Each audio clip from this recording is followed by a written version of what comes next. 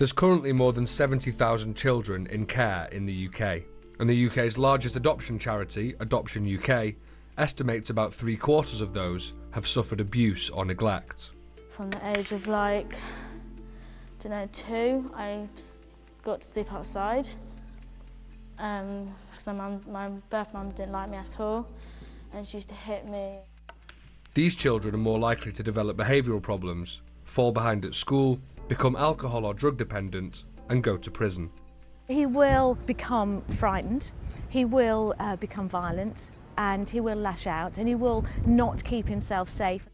Adoptive parents, teachers and charities have told this programme that a major reason many of those problems develop is because children have attachment issues and that their behaviour is too often misunderstood.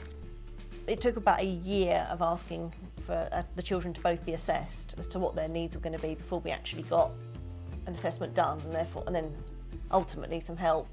They say parents aren't being properly prepared to deal with children they've chosen to adopt, that adoption and mental health services don't do enough to support children with attachment-related problems, and that mainstream schools are often completely unaware these issues even exist. I felt very let down by the system. They didn't have the training, they didn't have the resources, they didn't have the time to be able to really give our son what he needed.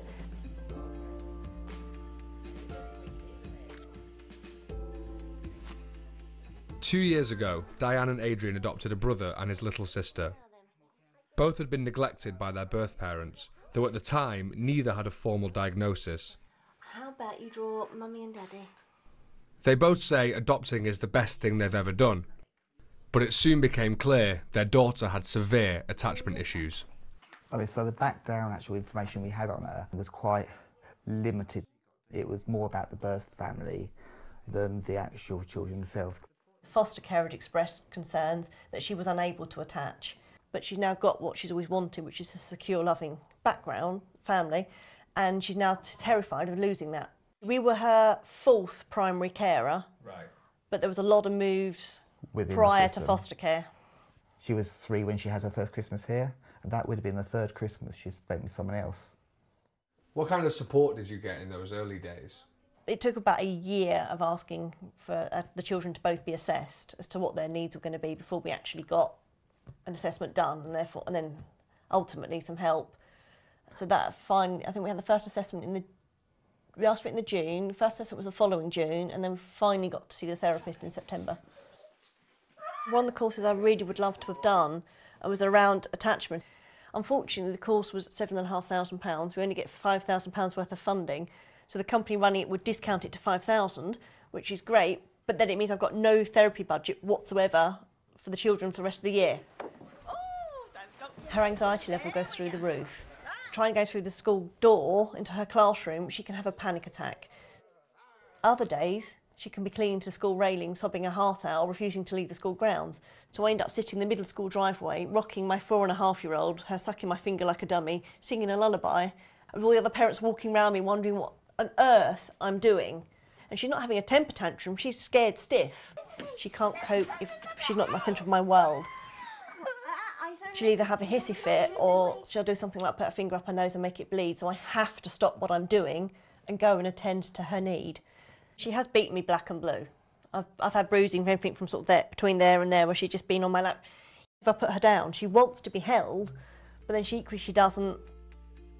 The vast majority of British children have consistent parents and therefore develop a secure attachment. More than 1 in 10 children have an avoidant attachment because their parents were dismissive of them. They can be clingy but can also avoid physical contact by appearing to deal with their own distress. Another 1 in 10 have an ambivalent attachment, which develops as a result of inconsistent parenting. These children become distressed when separated, but also resist contact when a caregiver returns. And finally, about 15% of children have a disorganised attachment, mainly resulting from abusive parents. They seek physical contact, but approach it looking fearful. They often appear dazed or can completely freeze.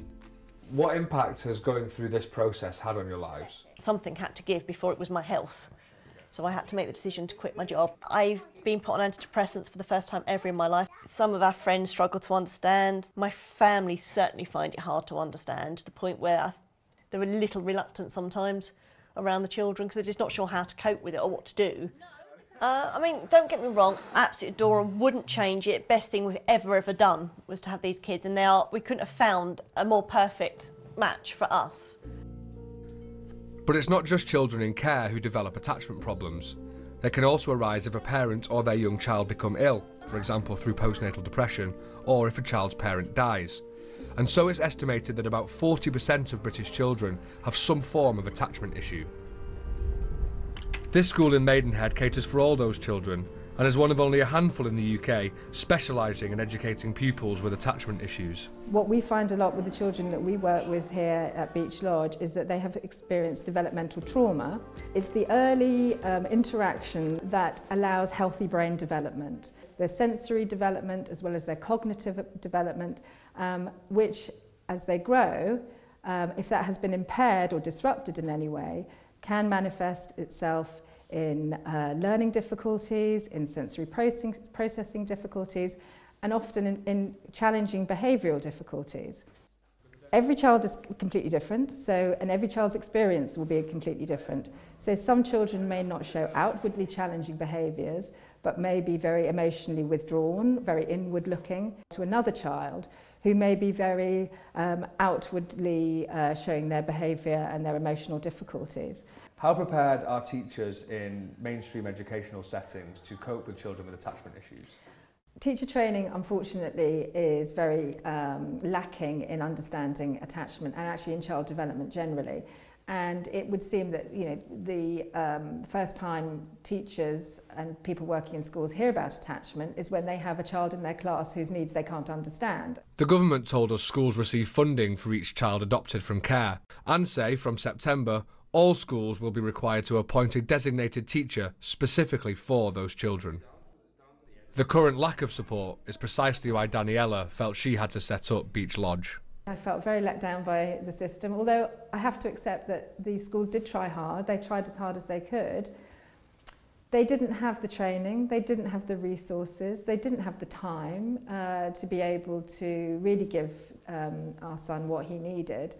And I felt I could, and so I felt I should, and so we did. Mary was put into care at just 3 years old and had 2 different foster families before being adopted. She's now 16 and recognises she had severe problems with attachment. From the age of 2,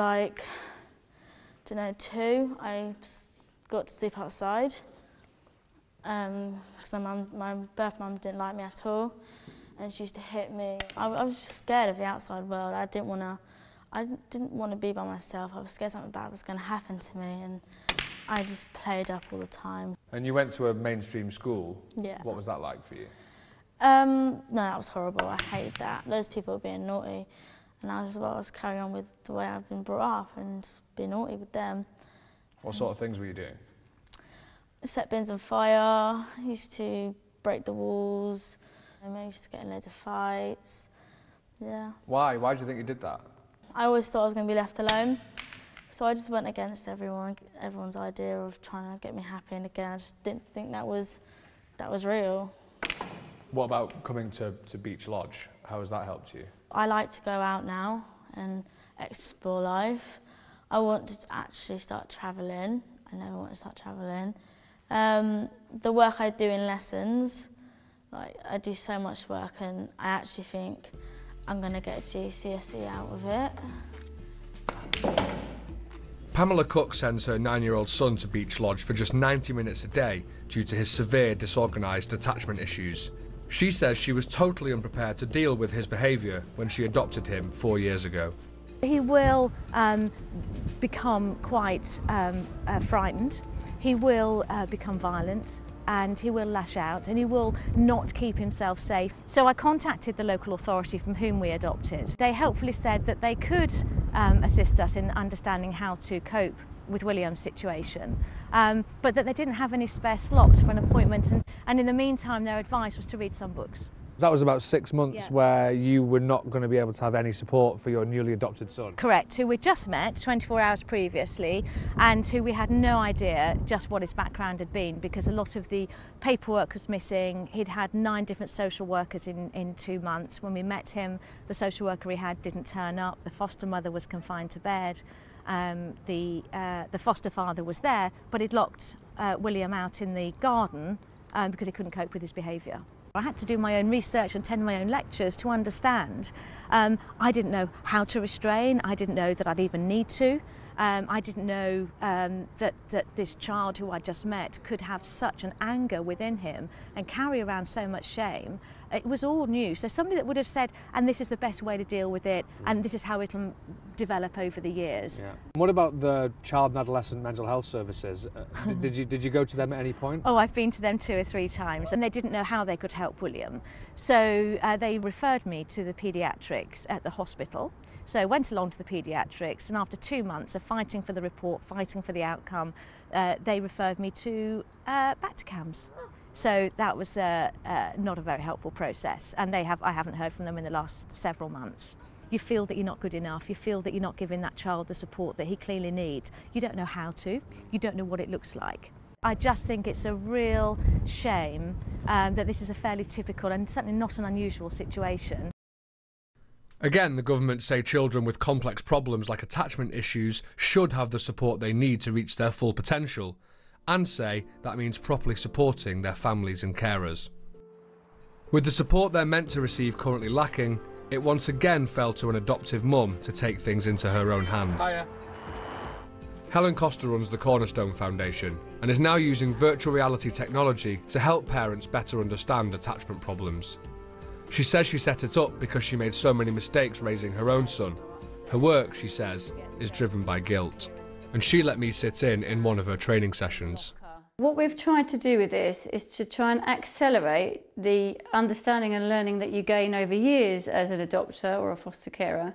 Try and get that process to be speeded up such that you already understand how trauma and attachment difficulties impact on children and how they feel and then how they behave. So our answer to that was to try and put people into the child's shoes. Now Sarah will be in there for around about 6 minutes. So in 6 minutes time she will emerge. If you smoke, and then we will I swap smoke. over. If you drink, I drink. If you take drugs, so do I. I'll have to fight to survive.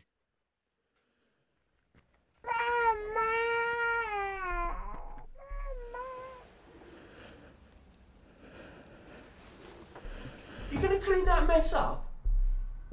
I need a drink. Nobody hear me? I said, who's gonna clean up that?